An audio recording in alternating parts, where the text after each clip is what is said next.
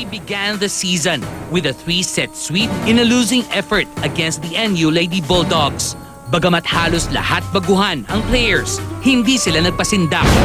Heartstrong, as their Thai coach Anusorn Bundit would remind them, heartstrong, and they would later be rewarded. Sa makapigil hiningang final series, tinalo ng Ateneo Lady Eagles ang 4th heat-seeking DLSU Lady Spikers. The Lady Eagles booked a place in history. Ito ang unang kampyonato ng Ateneo sa volleyball mula nang maging miyembro ng UAAP noong 1978. Kasabay ng kanilang tagumpay, muli ring nabuhay ang interes ng mga Pinoy sa larong volleyball. Ngayong hapon sa Star Talk, ang mga reyna ng volleyball, Ateneo Lady Eagles, Michelle Morente, and this year's most valuable player, Alisa Valdez, live! At narito na nga sila. Lahat ka, asul na asul. Congratulations Thank for being you. the champion talaga. Okay. Okay, naka-blue kami pare-pareho kasi ako yung dating dati ako nag-Ateneo. Dati ako Wow. nagtitinda ng mais sa harap ng Ateneo. Okay, anyway. Gagagaling mo lang sa game, no? Yeah, Opo. sa Shakey's Oo. winning po. Congratulations. Siyempre, nanalo kayo, no? Opo. Pero meron daw isa sa inyo nagka-injury? Hindi naman po siya injury. Medyo more on pagod po kasi from the season pa. So, hindi pa po masyado nagre-recover. So, medyo pagod lang po. Oo, kasi ito, kasama naman talaga yung, di ba yung Cinderella Run ang tawag sa journey patungong championship nyo. Kasi batang-bata ang team nyo, at saka pangalawa, di ba, pader yung binangga nyo kasi Yes. dahil 3 consecutive finals ang, alam mo na, yung kalaban ang Lasal, no? Pero anong naging susi sa pagkapanalo nyo? For me, naging susi talaga po yung mga rookies namin. And kasi willing sila to fight kahit rookie sila. And yung heartstrong na ng Coach Tai namin na nasa Thailand ngayon. So, hi Coach Tai, if ever may TFC. Mamaya pag-uusapan natin siya. So, ayun. Siguro yung mantra niya na unity, happy, and heartstrong. And yung rookies namin na palaban talaga. Michelle, kasi tuwing naglalaro ang Ateneo, lagi nagtitrend sa Twitter ang hashtag na Heartstrong. Ano ba ibig sabihin nito at kaninong idea ito? Kay Coach Tai, sinasabi niya kasi huwag kami give up kahit na malayo pa yung score ng kalaban, laban ng laban, hanggang hindi pa pumipita yung referee, laban pa rin kami. Oo nga, kasi nga, yung si Coach Tai, I mean, of course, Thai siya, no? Taga-Thailand. Hindi ba nagkaroon ng language barrier? Paano kayo ginugroom or paano kayo sinasabi, ito magiging laban nyo, ito magiging style mo?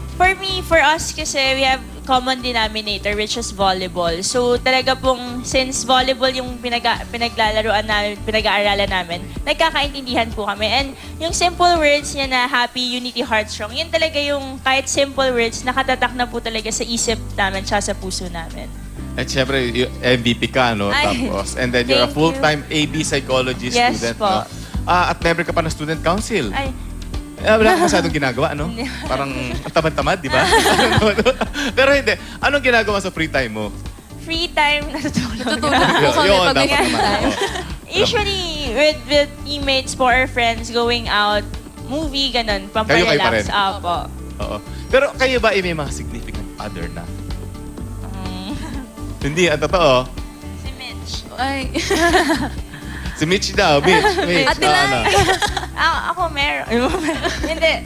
Meron naman, syempre po, may someone special din kami. Family namin, syempre. Ay, hindi yun ang hinahanap namin, pero ito ha. Ito, paki-explain nga ito. Panoorin nyo. Ready na ba tayo? Okay?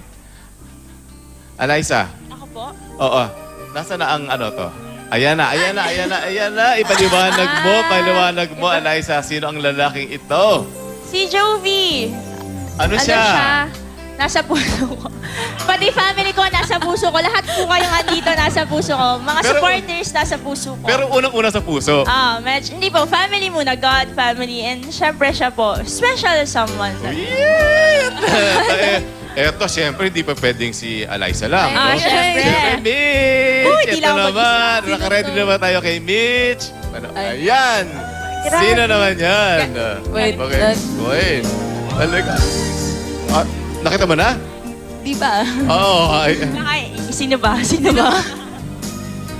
Oh. Sino bang ano to? Teka, ano ba yun? Oh, yung next. Oh, Star Talk ang ano mo, ang una sa puso mo. Oo. So, pero yun na nga, ikaw ang significant other, meron na nga. Meron naman po. Meron naman po. Hindi, kasi itong teammate nyo si Phil, no? Ka-Inglet. Phil, no?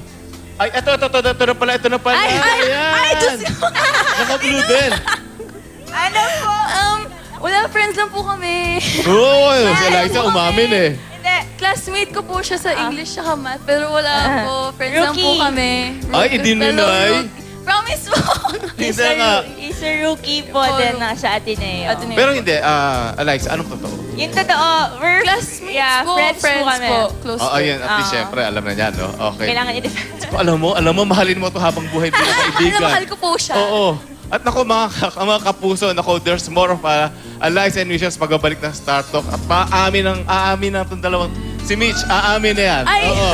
Magbabalik po ang Star Talk. At syempre, balik tayo kasama ang mga reyna ng volleyball, syempre si Eliza at si Michelle. Okay. Kasi yung dati yung teammate na si Phil Ka-Inglet, napangasawa politiko si Lino Cayetano. Kayo ba open kayong maligaw, mapangasawa ang isang politiko? Paano kung magpolitiko si Mark? Ay, kung approve po ng daddy ko. Si Mark o yung pagpasok sa politiko? Ay. Pero sa daddy mo magsasabi? Daddy po. Oo, daddy's girl ka pa rin hanggang ngayon. Ikaw naman, Eliza. Siguro it's God's sa akin naman. God's parang plan na yon kung sino naman. Kasi kung politika din si Joey, bakit hindi? Depende din sa parents ko, syempre. Pinaplano na. Okay. Depende sa family po, syempre. Hindi, kasi anong feeling, Michelle, na first parang champion ka agad, tapos itong parang first time lang? Sobrang saya po. Hindi pa rin po nag-sink in sa akin na champion po kami. Talaga? Hindi pa rin po. Pero sa tingin nyo, anong next year, anong plano nyo? So, anong forecast mo, Eliza? Sa Next next year? UAAP? Hopefully po, syempre, first, sana bumalik po si Coach Tai dito sa Philippines para mag-coach pa rin sa amin. And sana maging tuloy-tuloy pa rin po yung training namin. And hopefully, yung exposure namin sa Shakey's V-League maging malaking epekto sa upcoming UAAP po. Okay. Pero paano kayo, siyempre importante ang pag-aaral. Paano kayo nag-a-adjust ngayon sa pag-aaral? I mean, considering training, tapos aral. Paano nyo ina-adjust yun? Yung oras? Yung Ateneo kasi sobrang supportive po nila and they made pa study hall para sa lahat ng athletes. So doon kami nag-aaral and lagi kami nag-aaral din together with the team. Lagi po kami lumalabas para mag-aral. Kasi may kailangan talagang i-maintain na grade eh. Okay. Mitch, kung halimbawa nanonood ang mga members ng DLSU Ladies Spikers na sila Abia, Maranyo, sila Mika Reyes, tsaka sila Aragala. Anong gusto niyong sabihin sa kanila? Hello po. Yun lang. Siguro kasi we're friends outside the court talaga po eh. And they really, parang yung season nila talaga, sobrang ganda din po. And congratulations talaga. Parang both of the team, may nananalo at may natatalo lang din po talaga. Siguro panahon lang. And for sure naman yung Lasal, na-prove na nila na kailangan nila lang yung respeto, nakuha na po nila sa mga tao. And na-prove po nila sa mga tao na they deserve to be, parang kailangan yung respect. So, congratulations po talaga. As in, sobrang proud din po kami as their friend. And syempre, na kami pa rin po yung nagtapat sa finals. Yun. At saka, pero, Eliza, kung hindi ikaw ang nanalong MVP, sa tingin mo, sino kaya ang Ako, for kasunod? me, kung nakaka-point lang po talaga yung libero or kung sino man, lahat ng teammates ko, they deserve talaga. Lahat talaga nagko-contribute po ng finals game. And si Dan po talaga, si Dan Lazaro, which yung libero po namin, injured kasi siya. So, and she played pa very well talaga. So, she deserved talaga yung MVP award. Okay. May idol ka bang mga ibang volleyball players, local, foreign? Si Ate Abby, kasi sobrang energetic niya talaga sa loob ng court. As in, kaya niya pong dalhin yung buong team. Kahit sobrang down na po ng team niya, tara, laban tayo, kapit lang. So parang sobrang idol ko po siya. So, what's next for the Lady Eagles? What's next? For now, Shakey's V-League po, we need exposure talaga po kasi sabi nga po namin bago po yung team and madami pang papasok na rookies. So we need mag-gel kami as a team and magkaroon kami ng experience. Ano sa tingin siya ang chances niyo sa Shakey's V-League? Well, tinitik lang po namin one game at a time eh. Hindi po talaga kami nag-expect. So parang pag iniisip po namin yung game na susunod. Yun lang po. Siyempre, mensahe sa mga fans. Ang dami-dami. On behalf of the team po talaga, the women's volleyball, Ateneo women's volleyball team, we would like to thank everyone po talaga na nag-support kahit sa una mga talo talaga kami. And andun pa rin po kayo sa dulo nung finals namin. Hindi kayo nagsawa. Maraming salamat po sa Ateneo Community, sa Rebesco, sa Smart, sa Gatorade family namin ni Den. Thank you very much po. And sa coaches, kay Coach Tay, Coach Parley, kay Coach Sir Tony po. Hello. Okay, Mitch? Thank you po sa family ko nag-support sa akin sa simula. And then friends po, yung dati ko pong coach ng high school, Sir Heron. Thank you and yun lang po. Okay, palakpakan naman natin mga kampiyon. Okay, congratulations again and we're so proud of you and we're so happy for you.